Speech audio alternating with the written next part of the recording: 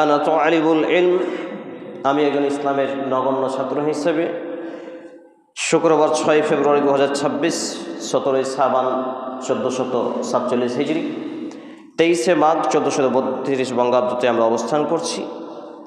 উপস্থিত অত্র জামি মসজিদের ইমাম ও খতিব সাহেব, বয়স্ক সমবয়স্ক ভাই এবং বাবা জীবন বন্ধুগণ, আমি সহ সকলের প্রতি সর্বশক্তিমান আল্লাহর পক্ষ থেকে সুখ, শান্তি, দয়া, রহমত ও হেদায়েতের ধারা বর্ষিত হতে থাকুক, আমরা বলি আল্লাহুম্মা আমিন।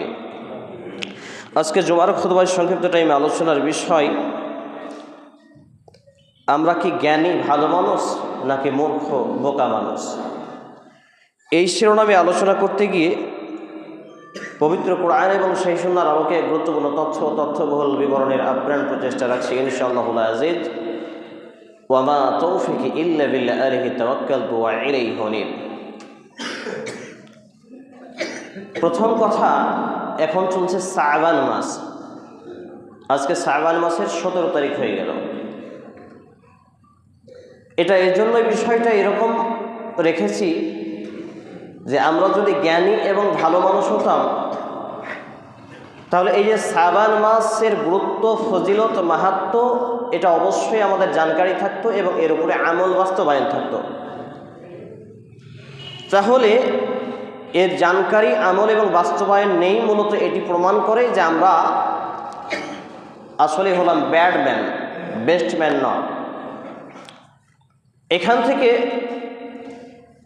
একটু উপলব্ধি দিই, তাহলে বুঝতে পারবেন। সেটা হলো নবী মুহাম্মদ রাসূলুল্লাহ সাল্লাল্লাহু আলাইহি ওয়াসাল্লাম এই শাবান মাসে প্রায় 28-29টা সিয়াম রাখতেন।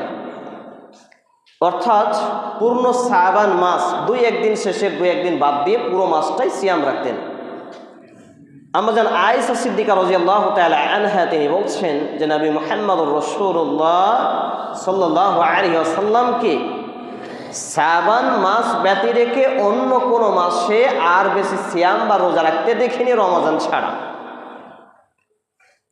কিন্তু আরেকটি হাদিস রয়েছে যে আম্মাজান আয়েশা সিদ্দিকা রাদিয়াল্লাহু তাআলা আনহা তিনি বলছেন যে এটা তার জন্য নবী মুহাম্মদ রাসূলুল্লাহ সাল্লাল্লাহু আলাইহি সাল্লামের জন্য খাস করা হয়েছিল। তাকে প্রায় 2 কিংবা 3টা সুস্থ সবল পুরুষের শক্তি দেওয়া হয়েছিল। তিনি এক নাগারে 2টি মাস সিয়াম